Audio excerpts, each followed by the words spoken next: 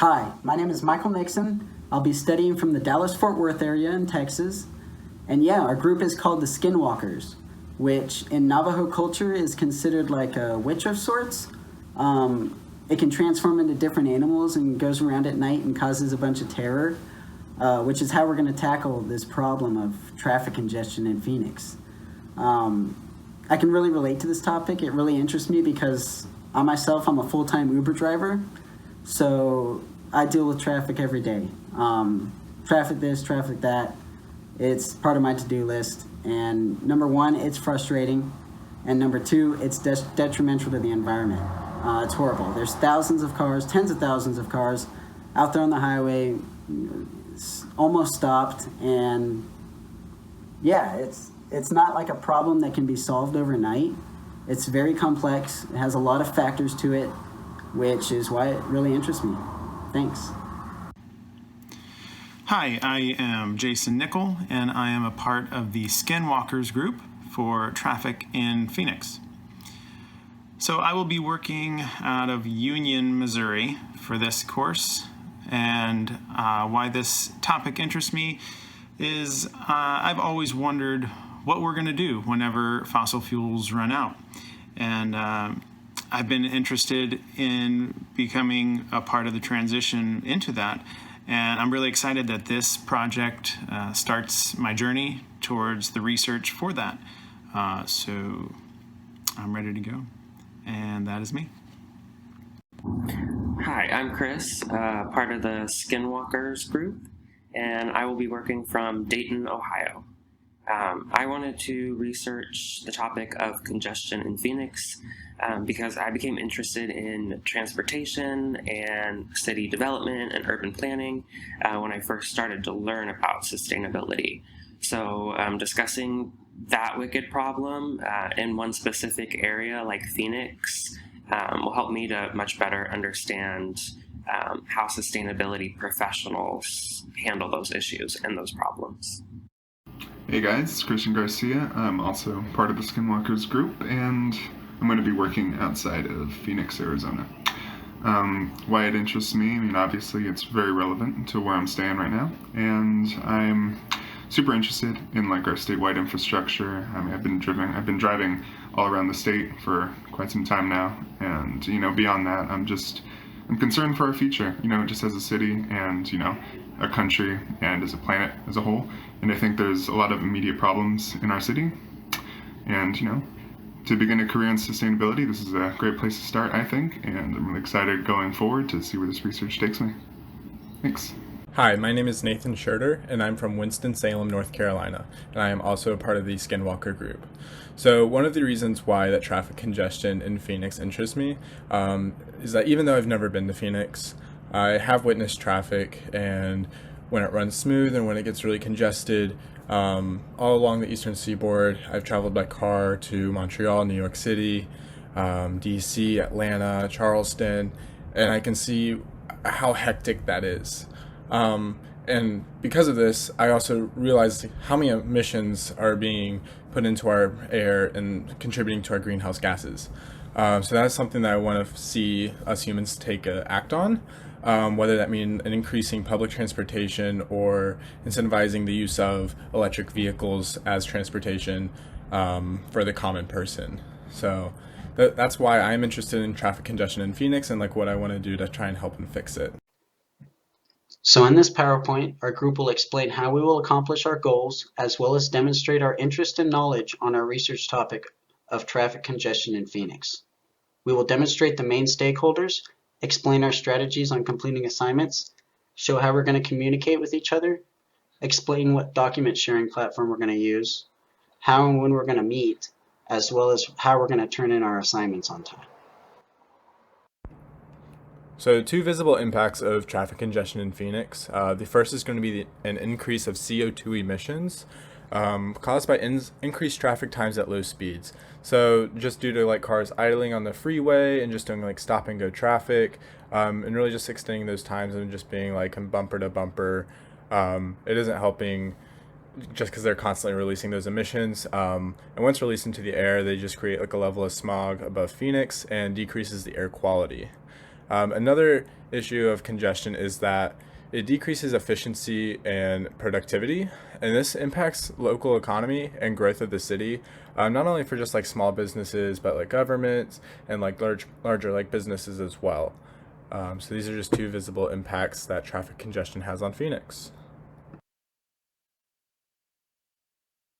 We identified 7 main stakeholders, and these are travelers, the general public, which includes pretty much everyone in Phoenix, residents, employees, and tourists. Then you have public and private transit providers, which are light rail and shuttle buses. The Arizona Department of Transportation is the main players in state-owned transportation infrastructure.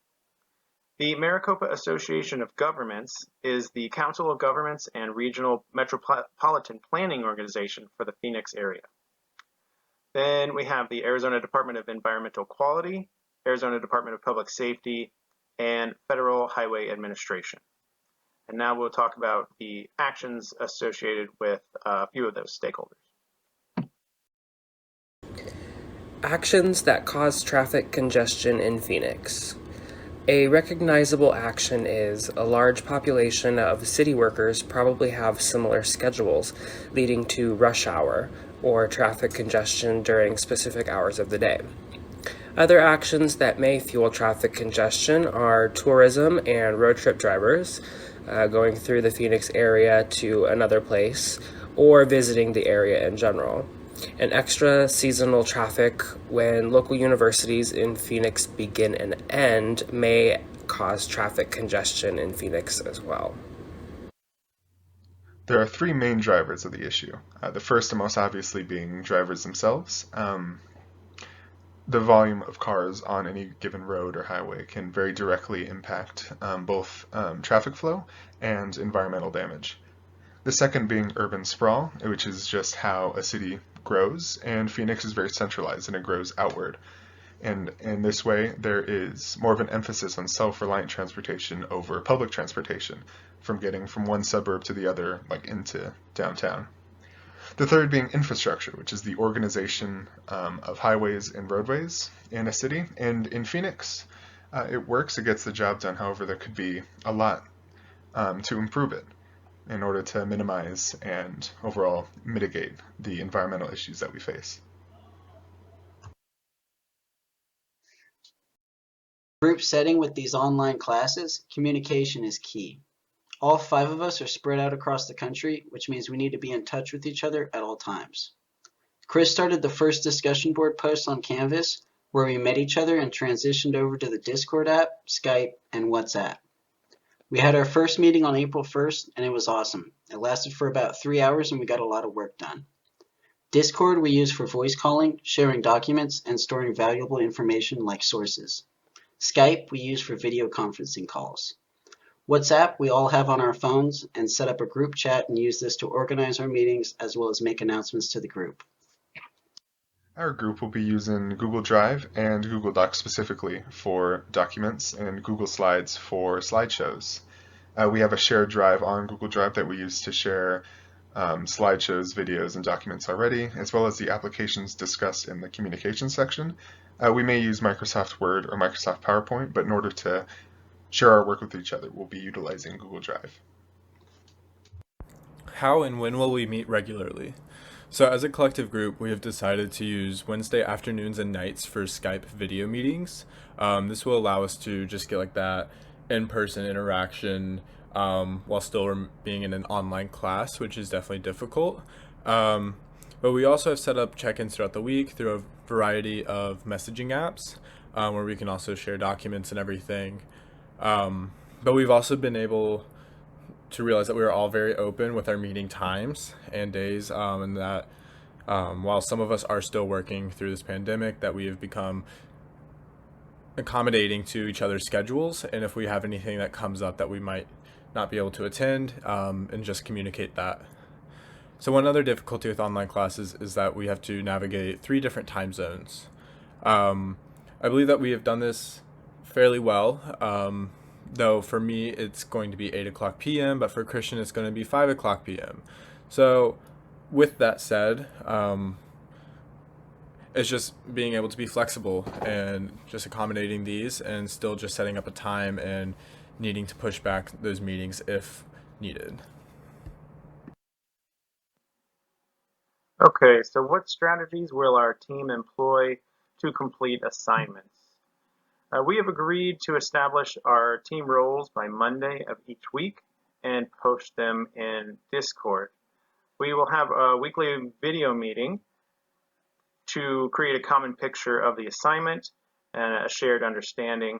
The project manager provides the agenda for the meeting and will lead it. And we'll also close with a shared understanding of individual tasks and deadlines. The lead researcher will initiate one-on-one communication with all to manage the vast amount of sources among the team members. The lead editor continuously revises, fixes grammar and spelling, ensures a good flow, and it coordinates with the project manager for final submission. And then, of course, the project manager submits the assignment on Sunday. Our plan for making sure everyone contributes to the group equally. In our first group meeting, we agreed on continuing to have weekly meetings where we establish goals and assign a task manager as well as editors for the week. Those people will help organize the team's assignments and make sure everyone has a role to play. We'll also be utilizing the apps we've already been using, like Group Chat, Discord, and Blackboard, to relay information to each other, share our work, and make sure everyone is on the right track for the week.